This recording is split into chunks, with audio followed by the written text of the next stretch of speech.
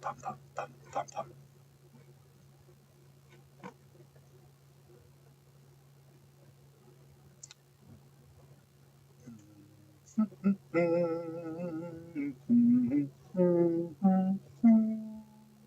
Yeah, doing it live. Look at that guy. Look at that guy. That's the smile of someone who's happy to be here. He says, I'm ready. That's what I want us all to feel like today.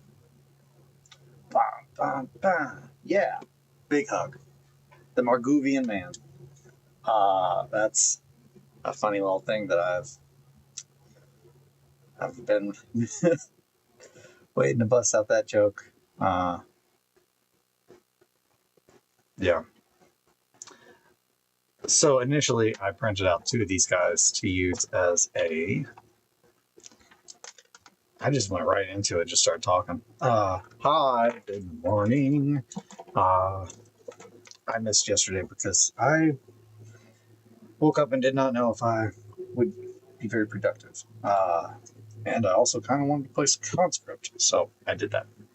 And it was worth it. I liked it. But I also got a lot of working on world building. I did a lot of world building yesterday, as well as I did some painting. So since then, I've touched up on these guys.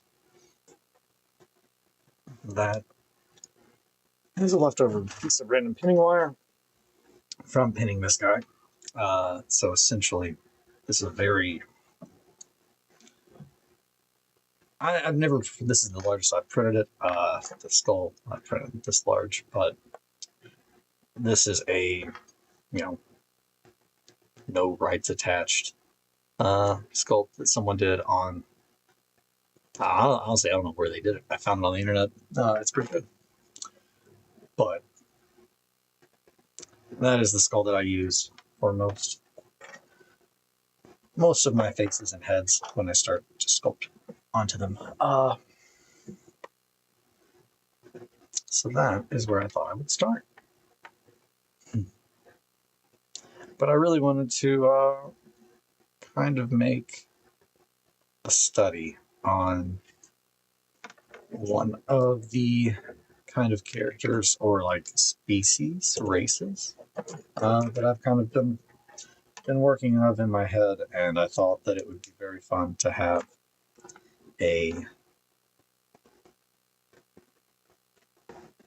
little model kind of showing almost like a mock of Leonardo's Vesuvian Man, which of course I would have to call the Marguvian Man after Margot, or the Margovian Man. So that has led to that. That's why he's here. This one got back on the table because it has been on my mind recently. I want to finish this guy. It needs to be finished and sent off to its owner. It's been almost a year now since I started working on it, and there's a lot of things that I want to change about it now, but I don't know what will or will not be changed. But I definitely want to revisit and work on the textures. The overall ideas are there, but definitely can make it better.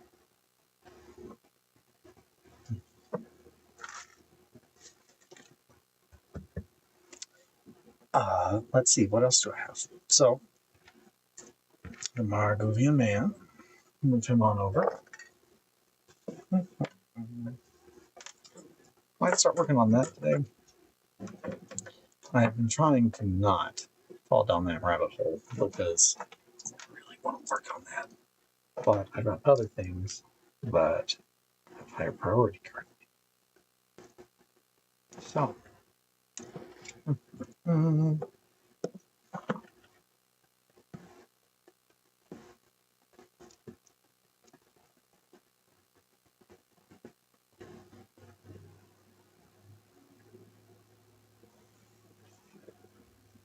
these were in a bag. So, goes back in there.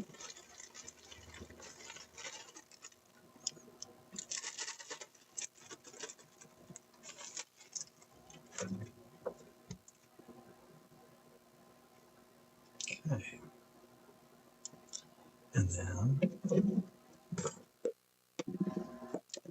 I'm in drastic need of cleaning up my workstation.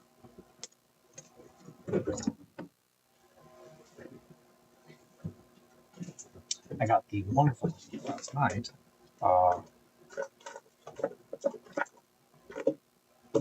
That is fun.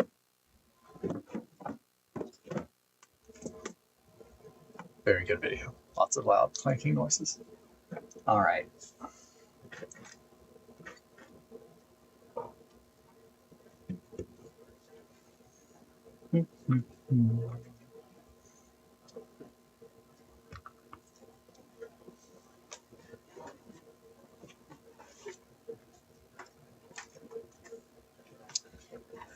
One of the pieces of driftwood that I have had for quite some time that was in one of my tanks, I have since taken out. And now I can't unsee it. But I feel like this is just demanding to be made into a prop. And I'm gonna have to do that. I don't know at what point in time I did not notice that this looks like a flintlock almost. But I loved that as soon as I made that mental connection. So I'm going to be turning this into a fictional relic, I guess. Yeah. That would be the idea. A prop from the universe. I always love that kind of stuff.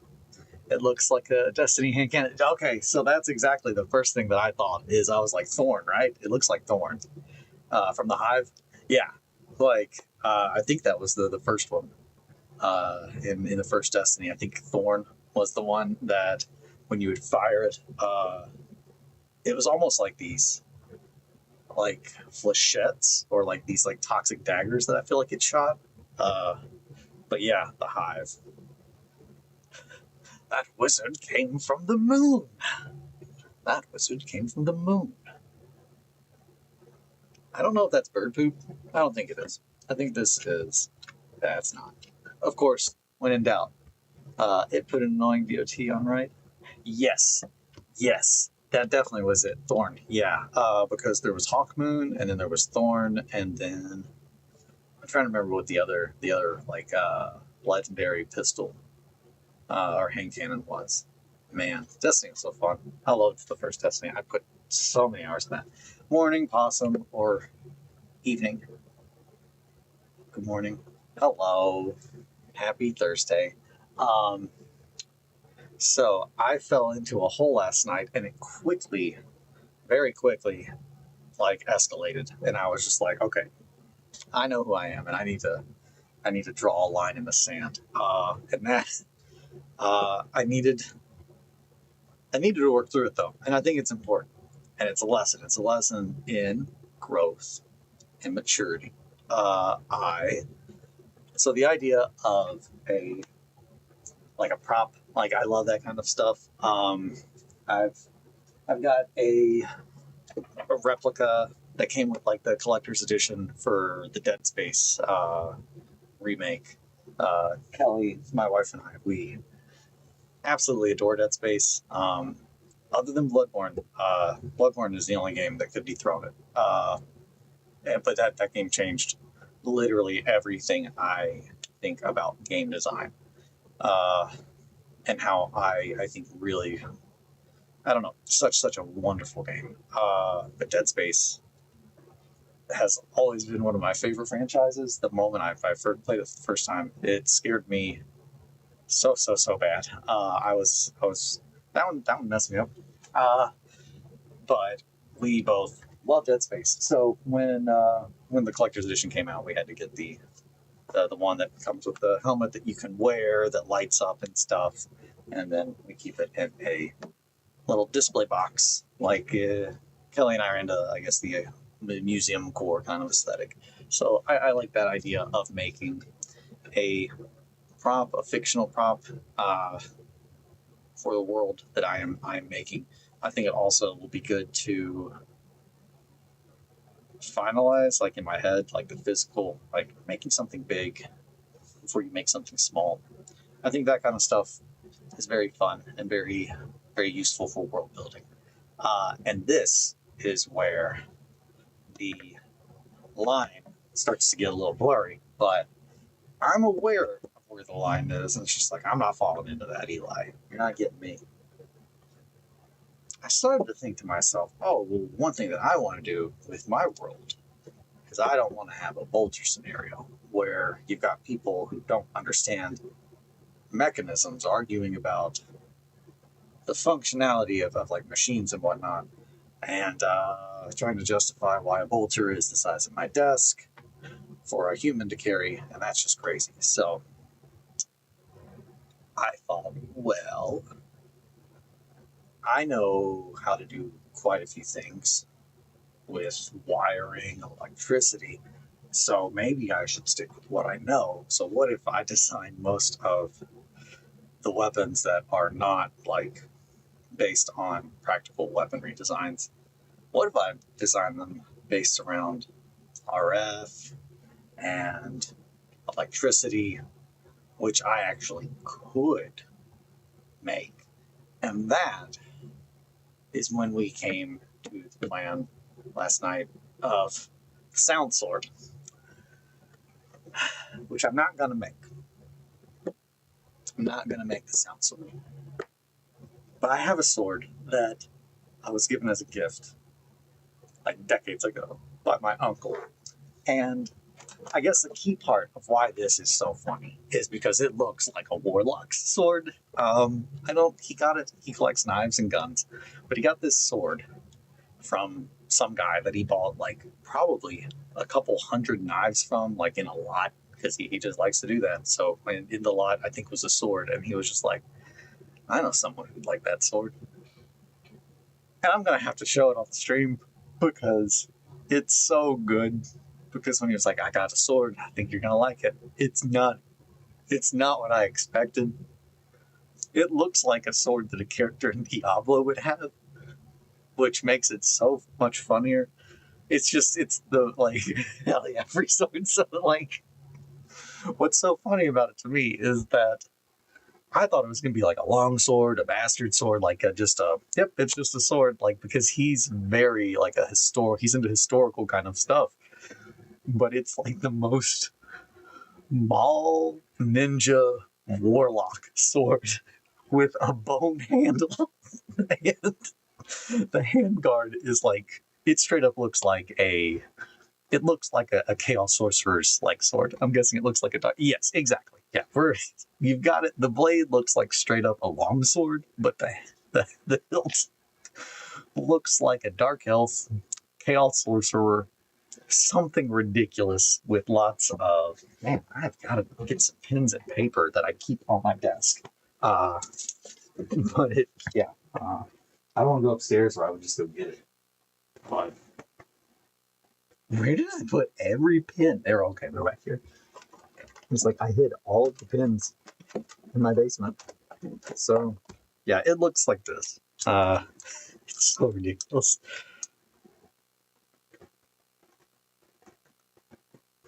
And I want to say, yeah, so it's kind of like that, and then the blade comes up like this.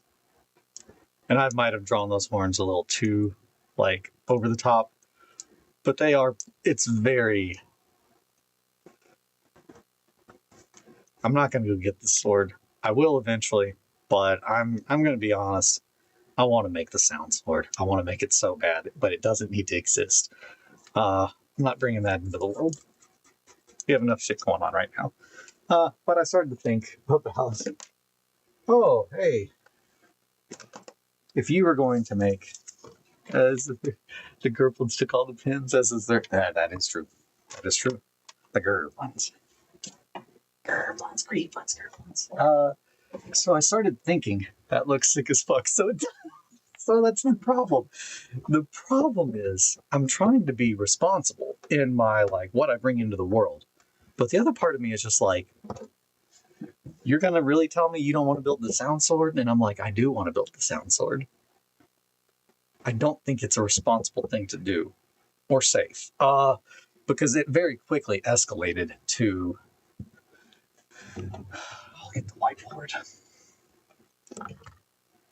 So we've got our sword. And it looks sick as fuck. It's got a bone handle. So I'm thinking about, man, so in 40K you've got, power swords. Let's see, what other kind of, I think the main thing that is closest to it would be a vibroblade from, I think, Star Wars. I think vibroblades are in Star Wars. Whiteboarding. It's the whiteboard. It doesn't need to exist. So, in order to get this is what we want to have.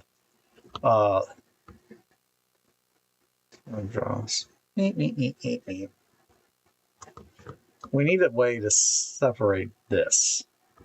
And it is already separated because the blade, it's not a full tang blade. It has bone around the hilt. This is the problem comes in that I have already looked and I'm finding ways to improve and to conduct the sound and electricity in a safe way along the blade. Star Wars and Battletech, yeah. So that's kind of where we're at with that.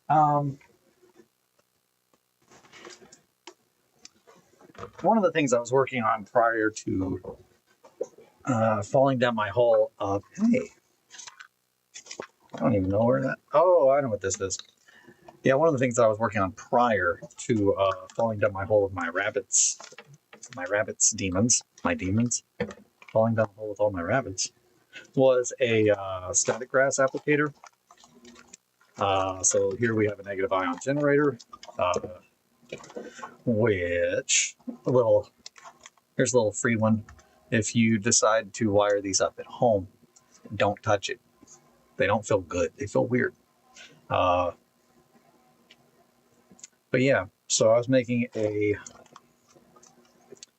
prior to getting super distracted by my demons, I started to work on making a grass applicator because I wanted to show that you could make one as opposed to spending lots of money, especially because there's so many people out there that support that kind of stuff. The electrical, like the DIY electronic community is nuts. Like this, I ended up, I think, getting this one off of Amazon only because the one that I actually was going to buy came from Australia. When you accidentally touch the prongs of a plug as you plug it in, weird? Or, yes. Like that. It feels like, ooh, but kind of different. And I don't know if it has to do with the fact that it's a negative ion generator, DC versus AC. I don't think so, because DC and AC shock you just the same. It definitely had a weird kind of feel to it, but I think it pretty much was just I didn't have it grounded, which is not something that I don't know where you want to hear someone's like, I think I can build a vibroblade. Yeah, I didn't ground it, but you live and you learn, or you don't. Typically, if it's good enough, it'll get you in one. Electricity. When I was rewiring our house, that was one of the things that my mom was just like very key on. She was like, you need to have somebody there. And it's like, Mom, if I mess up, it just kind of is what it is. Like, you don't accidentally touch the main lines coming in that connect the breaker box and are okay. Like, that's like the most electricity in your house, like right at the source. But yeah, so as long as you don't touch things like that, electricity's not too scary. But I was working on a negative ion generator for my static grass applicator. Prior to that, I do a lot of guitar work, which that's another thing that I might make a video if there's any interest, but I don't think so. It's kind of a blurry line, but I'm going to change the bridge on one of my guitars. I could video that, but I don't want anyone to be bored if they don't give a shit about that. So, but that's one of the things I'm going to do soon. I bought a tremolo for my really cheap Mustang that is called Dungeon Daddy. That I love. I love that guitar very much. I purchased it, and I've probably told this story a couple times, but I liked to get very intoxicated and then buy it and then cancel it the next day when sobering because it was so cheap, and it's just like a fun little beater guitar that now I've covered in stickers. And I finally, man, I don't know why I'm getting distracted by that right now. I finally picked up a vibrato, which is a whammy bar in layman's terms. But the thing is, a Mustang is very thin. The body is not rounded for a vibrato. A Mustang guitar, they are only 24-inch scale. That's not the whole body. That is actually from here to, I believe, 24-inch neck scale. Yeah, 24-inch should put you right there. So the difference, to my knowledge, is 24 inches from, and again, I'm waking up. This doesn't have anything to do with Warhammer. I'm just talking now. Scale length in a guitar, and this all of it connects. Scale length in a guitar, 24 inches, or if you fancy, 25.5. That's 24.75 actually. So that's the old Gibson. That's the old Gibson scale length, and that's going to be your Fender, depending on, and that's why they have kind of different sounds. I'm talking about this because we're talking about the vibroblade. And while I'm not going to make it, I'm not going to make the sound sword, no matter how much I'm only talking myself into it more. So, like, yeah, okay, so I think the more, there's also a blade in, it might be a phase sword, like a phase blade, but there's another sword that in Dark Heresy I can remember that it also has it has a power pack, because I was thinking, depending on how it's powered, and it doesn't need that much power, it just needs to vibrate at a frequency, or we need to send a frequency up it. And in order to do that, essentially, we need to have something that can produce that frequency, and then we need to put a pickup into this. So essentially, we can have electro-harmonic. Yeah, so you got your magnets. You got your copper rod, or copper wire. And this is wrapped all around there. And that's how a pickup's made.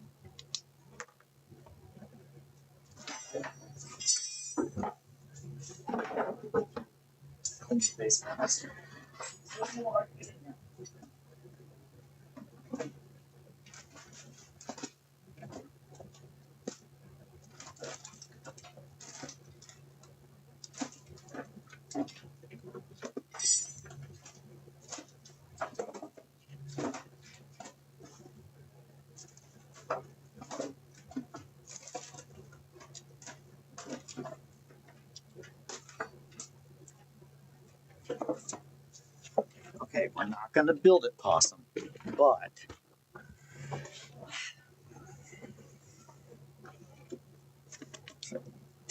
think these are my old pickups. I had a very, very, very, very, very bad habit for a while of putting a peculiar type of pickup inside of every guitar that I owned because I loved it. Seymour Duncan 59, if you're a pickup guy. Here's one. Actually, no, this is an SH4. So that is actually a SH.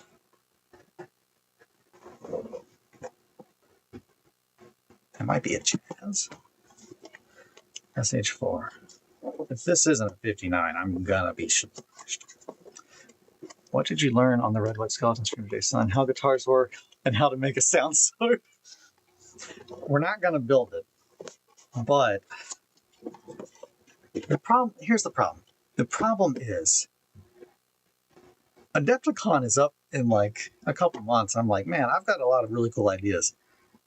And I'm in my vibe, I'm in my jokes. And then I just think to myself, I look down at my beautiful baby girl daughter, and I hear in her sweet little Margot voice, Dad, no one else is going to bring a sound sword. It's a pretty big flex. And I think, she's right. No one's ever built a bolter or a power sword. What if I built a sound sword? And I don't know how the hell these boxes were supposed to. Probably the way that they blatantly clearly are supposed to be opened. This is a SH1N, SH4. Man, I don't remember off the top of my head. So one of these.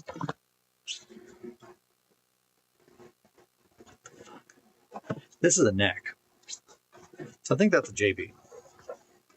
SH4.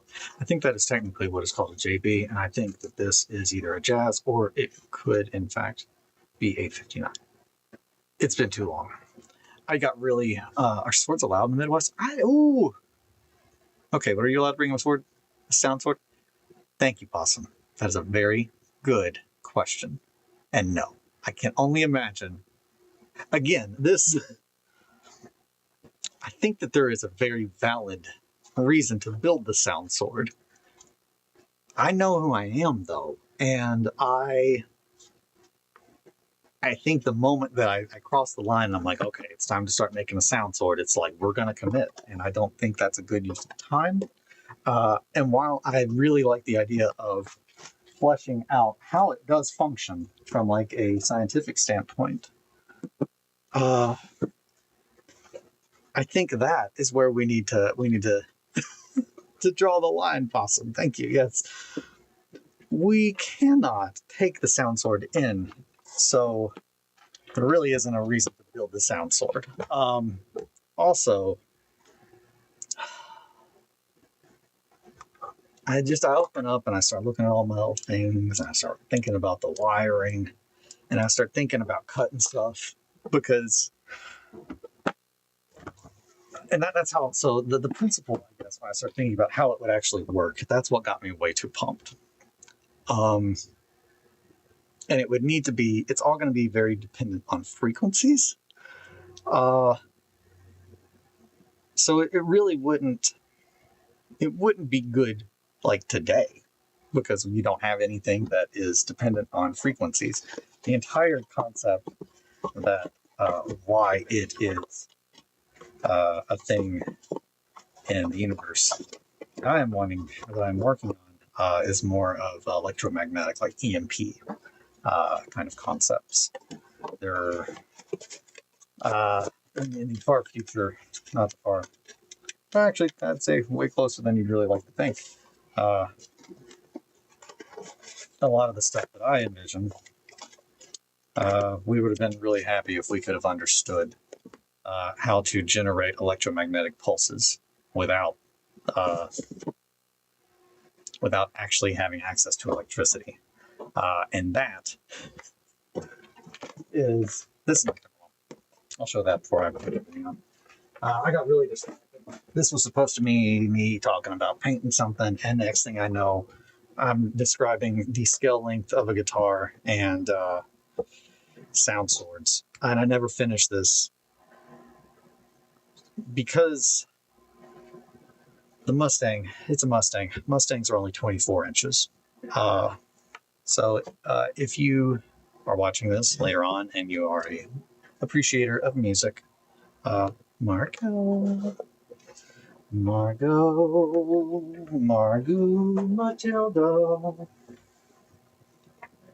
Okay, that's all she needed. So, Mustangs, they were originally released by Fender as a student or child guitar because they are a smaller scale, so it is easier to move. And when I say scale, that is the distance from here to the bridge. I'll actually just grab it.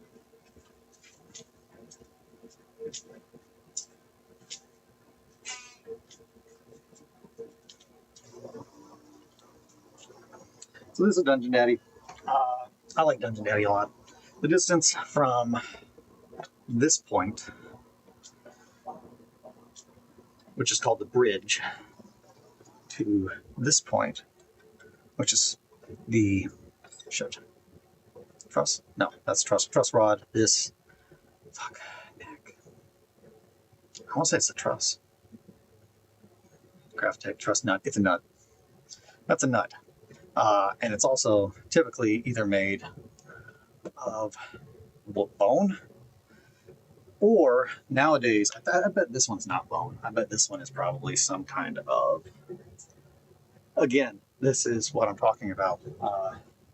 It's another, that's not a material that exists naturally. It's something that we have made of something. I'm not going to play guitar. In the, like with Gibson, they use bone, which I've switched out with Graphtec, which is a synthetic material that is loaded with lubricant, essentially. Like it's made to be like the best material for a nut as possible. But all of this, what this does is this holds us in place. This creates tension, which is how we get frequencies, like these notes. Once there is enough tension in here, when you push a string, it causes that noise. Where this becomes electric is we have what are called pickups.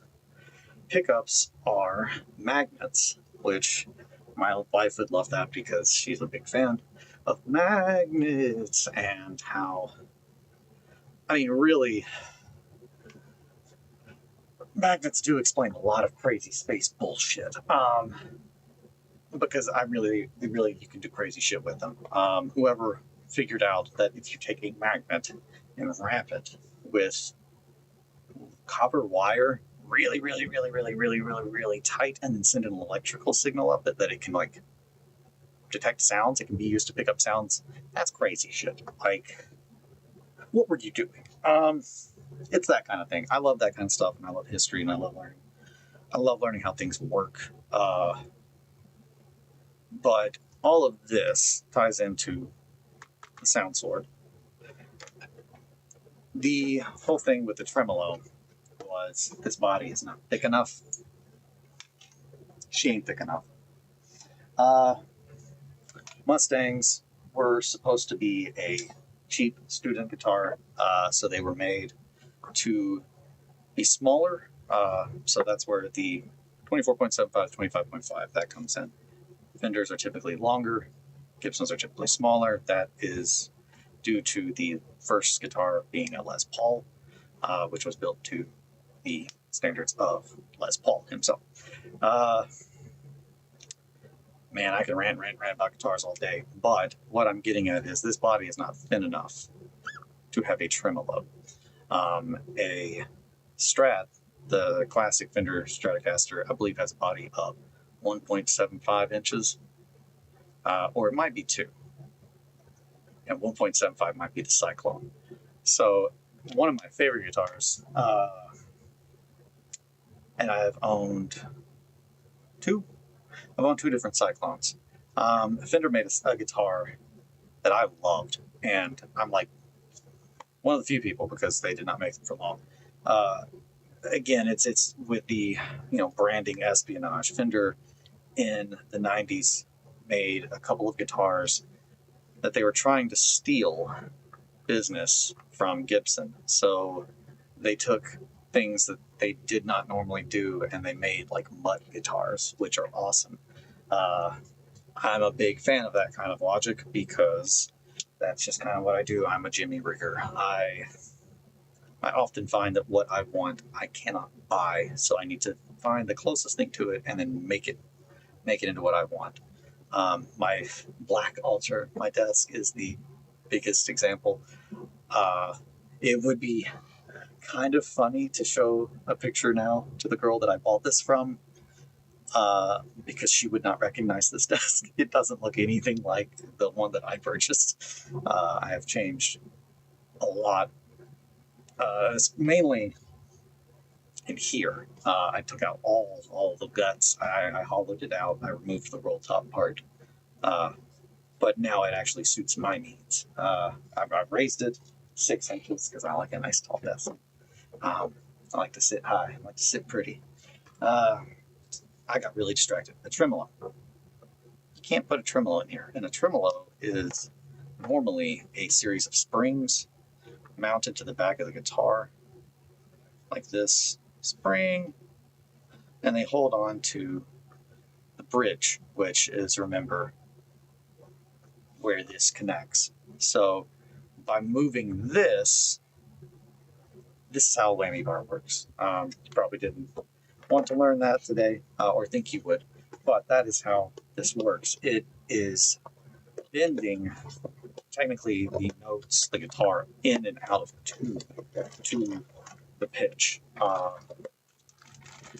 I found a company called Duesenberg. They are German. They're a German engineering company. And I fell in love with them because they make a tremolo called the Les Trim, which, if you have a Les Pauls are not made like this. Les Pauls are a whole different thing. Gibson does not build guitars like Fender. Fender was the very first mass-produced guitar manufacturer, but they make bodies, they make necks, and they bolt them together. Gibson, everything is put together and they're glued. They're set inside there. So and they're also hollow bodies, or there's some of them are semi-hollow, some of them are quartered, kind of like that is a terrible Les Paul, but they look kind of like Swiss cheese. Like here is going to be where your pickups are, your bridge, but like the parts of the wood that they don't have to be there, they'll hollow them out, and they do that to save money. There's a bunch of different reasons that they do that. Original Les Pauls, though, were solid fucking wood, and they weigh so much. They were not hollowed at all. I worked with a girl that she was like, "Yeah, I got an old Gibson Les Paul from my uncle, and yeah, it's like made out of it's made of metal.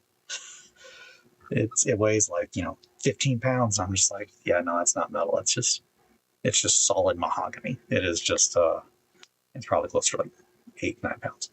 But Les Pauls have always been my favorite. They just feel right.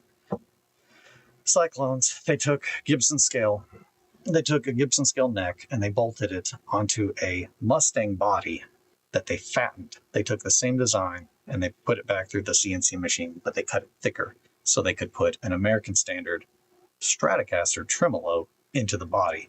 So it's just pretty much, it is a Frankenstein guitar built out of a bunch of very unique Fender looking things, but it didn't play like any Fender. It played like a weird Gibson.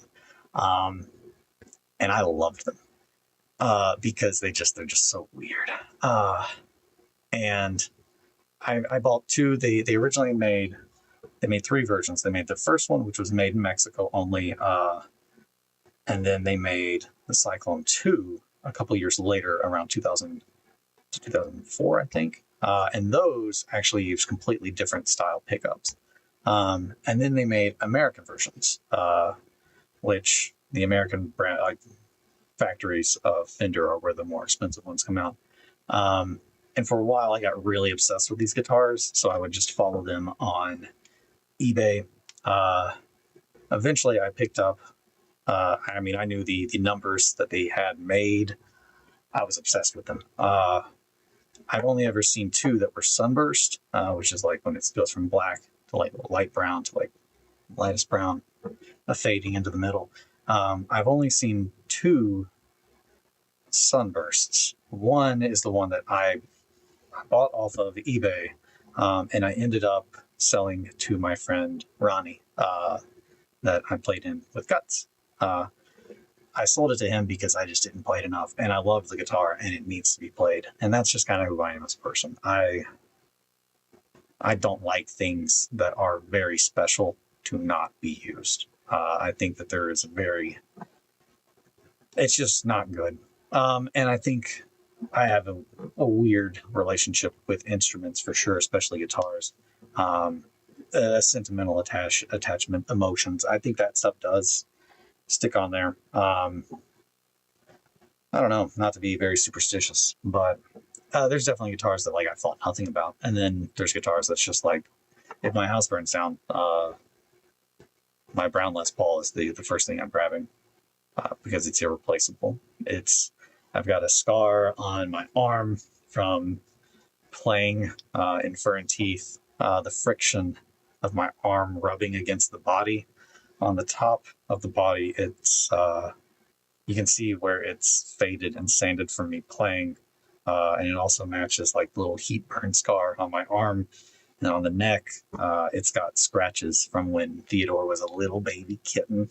And I would wake up in the middle of the night because I would hear a noise, and I would look over, and I always had that one out, like standing up on its guitar stand. And this is when Theo was about this big, that sweet little crazy rowdy baby, and he's up climbing on my Les Paul, and I'm just like, Theo, no! And I remember when he put the little scratches with his little baby claws in the neck, and I was Fur and Teeth reunion went, I don't think ever. That's on Sean. I'd be down to do it for a Fur and Teeth reunion at any point in time. But Sean, I can't ever imagine Sean. I've pushed for that. So many people have been like, when are you guys going to play again? When are you guys going to do a show? Because the EP was 2013, so it's been like 12 years since we did the EP. And I don't really ever want to play anything off the full length again, because that album made me want to kill myself. I was not in a good place with that one. I don't like it. We never, that one's on our SoundCloud, I think. But we never put that one out on Amazon or YouTube or anywhere else. Wasn't in a good, healthy place. I wasn't.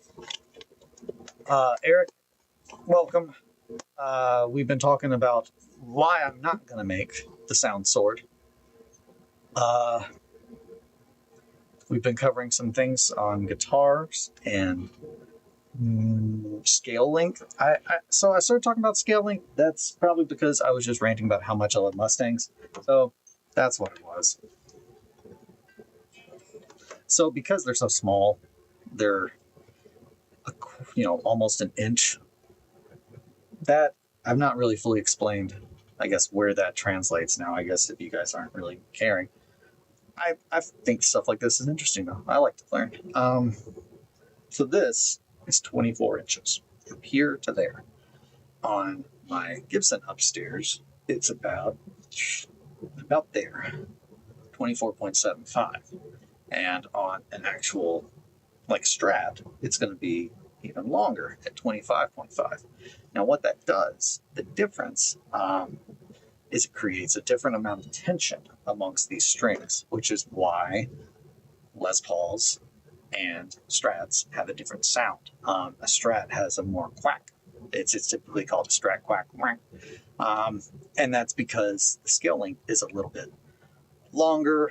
There's all kinds of factors, and there are so many things that different people will give a lot of shits about. I tend to not give too many shits because I like science. And at one point, I really did think that, I can tell the difference between the wood. And it's just like, no, you fucking can't. at the end of the day.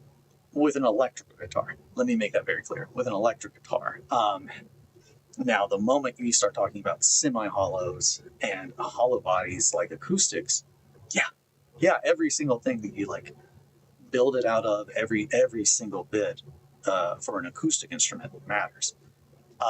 And I will also say the same is true. Like I play my electrics a lot without them plugged in because I don't. I like it being quieter, I guess, when I'm writing. But it also lets me focus on just writing what I'm writing versus trying to use pedals, trying to use anything else, trying to maintain volume, that kind of stuff. So I often just play when I'm writing unplugged. What I was getting at and why all this comes back together and the sound sword.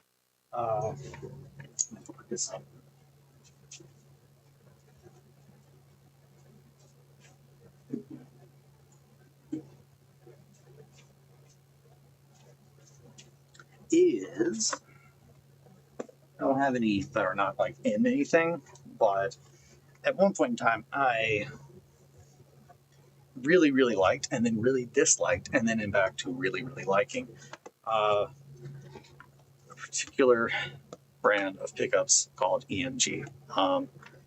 And I know, bear with me, I know this sounds like, are we going to talk about the sound sword? I promise we're going to get back to it. So, yeah, 1976. What the fuck? It's just crazy when you think about.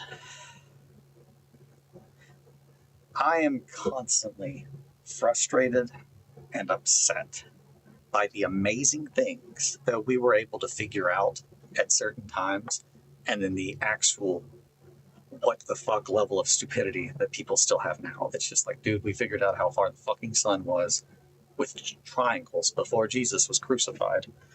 The Earth's not fucking flat. We use math. Anywho, I'm getting heated. EMGs. I did not love them because there was something about them that I interpreted as being very soulless, and that is because they kind of are. They are what is called an active pickup, and this is where we are going to get into how we would make the sound sword work, which we're not. We're not going to make the sound sword. We can't even take it to Adepticon. Babe, we can't even take it to Adepticon. The sound sword? The sound sword? Yeah. Like, we can't even take it, so there's no reason to make it. Yeah. We're all on the same page. It's not going to happen. So, active pickups, they have to be powered by a power source as opposed to just naturally working, which would be passive. This is actually, I opened up a box that says EMG and says active.